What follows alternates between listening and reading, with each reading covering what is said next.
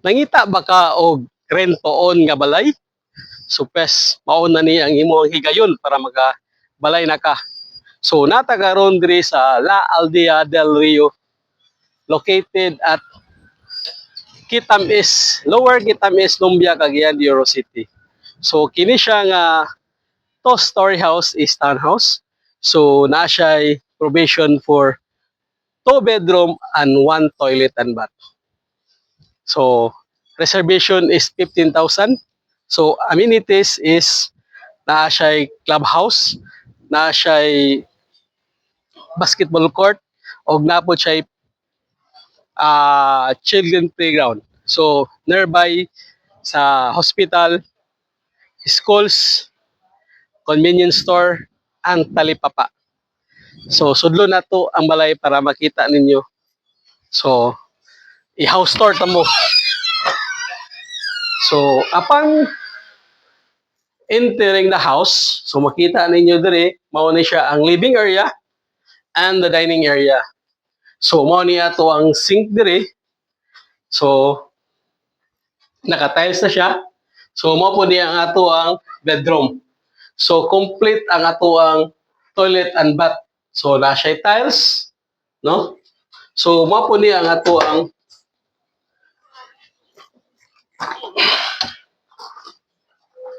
likod. So dinhi ang atong service area. So ang naka-nice ani ang community aning diri sa La Aldea del Rio is gamay ra mo, no? So dili siya crowded. So dire mo ni siya ang kuan, ang iyahang TV.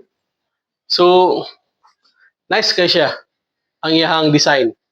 So ato ta sa second floor para makita po ninyo kung unsa ang iyang second floor nga design, no?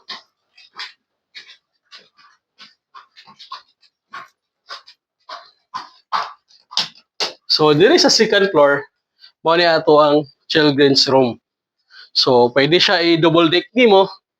So napud siya study table, no? So haniyo na to ang ato ang master bedroom.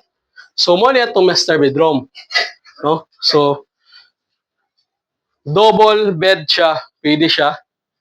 So luag ang iyang bed, no? Luag ang iyang room. So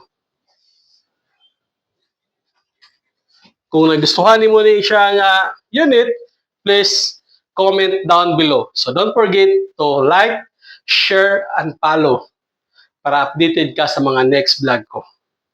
Thank you and God bless. So mao ni ato ang basketball court. Okay, children playground. So mao ni ato ang clubhouse, no?